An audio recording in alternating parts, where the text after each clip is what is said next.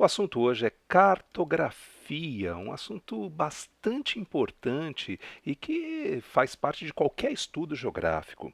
Eu vou começar aqui a falar com você sobre cartografia, fazendo uma análise a respeito dos elementos mais fundamentais presentes no mapa. É necessário a gente compreender e sempre reforçar a nossa mente a respeito da linguagem cartográfica presente numa representação. Vou fazer uso aqui, no primeiro momento, de uma imagem um pouquinho inusitada, tá? Eu coloquei aqui duas notas, dois papéis moedas de R$ 100.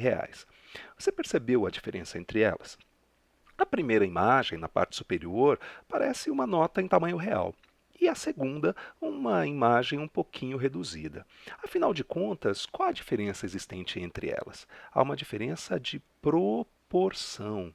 É essa referência que a gente vai ter sempre quando visualizar um mapa. Por quê? Porque, como vocês sabem, a Terra é um planeta de dimensões inimagináveis. É um planeta muito grande para nós que vivemos sobre ele. Então, o que acontece? Como é que a gente poderia representar uma superfície tão extensa numa folha de papel? É necessário fazer uso de uma proporção. E qual é o nome que a gente dá a essa proporção presente no mapa? Escala. Eu gostaria que você pensasse muito nessa frase que eu coloquei. Escala é a relação matemática, uma relação de proporção existente entre as dimensões do mapa e a realidade cartografada. Toda vez que você estiver frente a frente de um mapa, há uma relação de proporção entre o que é real e o que está sendo representado. No entanto, existem dois tipos de escala que eu gostaria aqui de falar. A primeira delas corresponde à chamada escala gráfica, essa imagem que está aqui, ó. Vamos tentar entender o que é esse código? Afinal de contas, o que ele quer nos mostrar? Veja, parece uma régua, não é mesmo?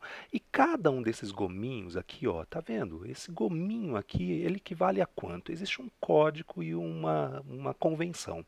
Isso equivale geralmente a 1 centímetro do mapa, tá? O mapa que você está à frente.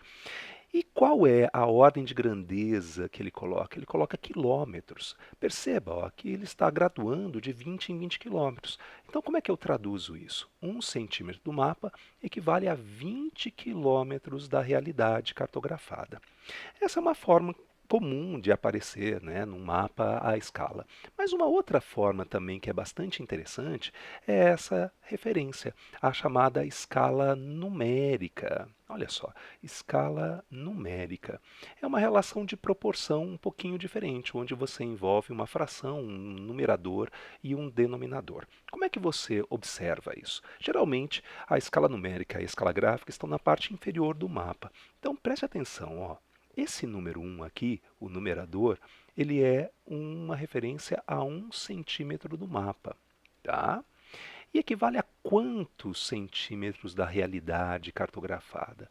No caso, o denominador equivale a 100 centímetros da realidade, ok? Então é interessante da gente pensar um pouco sobre isso. Agora, como é que efetivamente isso pode aparecer? Como é que isso pode se traduzir num problema, numa preocupação que um examinador, uma prova pode te questionar? Eu coloquei aqui uma questão que eu acho que é bastante interessante da gente aqui visualizar. Olha só, repare, é uma questão que envolve a ideia de proporção. Então ele diz assim: no mapa a seguir, a distância em linha reta entre as cidades de Araçatuba e Campinas é de 1,5 cm. Na realidade, essa distância é de aproximadamente. Quais são os procedimentos que você deve ter para chegar a essa resposta? Olha só, reparou aqui na base do mapa, do esquema que ele colocou? Existe uma escala que é a escala numérica. O que a gente está lendo aqui? 1 centímetro do mapa equivale a 25 milhões de centímetros da realidade, correto? Então você fala assim, nossa, é muito grande, né? 1 centímetro do mapa equivale a 25 milhões de centímetros da realidade. No entanto, repare nas alternativas. Ele colocou uma ordem de grandeza um pouquinho diferente. Ele colocou em quilômetros quadrados. Como é que a gente tem que proceder para transportar, para fazer essa transposição, essa transformação entre centímetros e quilômetros? A minha sugestão é cortar 5 zeros. Ó, vamos aqui caminhar. Então eu posso dizer que 1 centímetro equivale a 250 quilômetros da realidade. Mas a distância entre as duas cidades citadas é de 1 centímetro e meio no mapa. Ora, fazendo isso, nós chegamos a uma regra de 3 e chegaríamos à conclusão de que em 1,5 cm nós vamos nos deslocar 375 quilômetros, o que nos remeteria então à alternativa E para essa questão. Outra coisa também que é bastante importante da gente pensar aqui é a respeito dos tamanhos das escalas. Eu coloquei aqui uma imagem que eu acho que é bastante interessante e salutar para nós entendermos isso. Repare, à sua esquerda você vê uma fotografia aérea e é possível observarmos alguns detalhes. Você percebe que existem algumas casas, ruas. Essa é uma escala grande. A escala grande, pense sempre nisso. A escala grande, ela mostra muitos detalhes de uma área específica. Muitos detalhes. Você consegue visualizar numa escala grande informações específicas de um determinado espaço. Porém, existe um outro tipo de escala que eu também gostaria de salientar para vocês. Olha só, é a escala pequena. Repare, aqui você observa um mapa da Grande São Paulo, né, da região metropolitana de São Paulo. Aqui você percebe que existem várias cidades, mas você não consegue visualizar as ruas de uma maneira geral, as casas. Então, qual é a ideia que você deve ter sempre quando se fala em escala pequena? Ela mostra na escala pequena uma área maior do espaço geográfico, mas mostra informações genéricas, tá? Informações genéricas de um determinado trecho da superfície terrestre, ok? Para a gente concluir o nosso bate-papo, eu coloquei aqui uma outra referência. Toda vez que você estiver frente a frente de um mapa, perceba que o mapa ele contém uma legenda. E essa legenda ela vai traduzir para a gente algumas ideias. Esse mapa que eu separei, um planisfério, mostra para a gente as cidades mais populosas do mundo. E é interessante que você perceba, ó, por meio dos tamanhos e das cores, a intensidade com que você tem a ocupação humana. Então você percebe, ó, que as cores em amarelo têm geralmente uma quantidade de habitantes menor.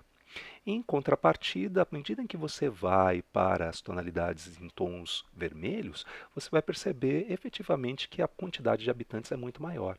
Então pense sempre nisso. Cores, símbolos, né? Eles favorecem linhas, eles favorecem a compreensão da geografia, a compreensão do fenômeno cartografado, né? Do fenômeno geográfico, ok? Uma coisa também que eu separei aqui, uma outra ideia que eu gostaria de mostrar é a referência a esse último mapa. Olha só, aqui você tem cores.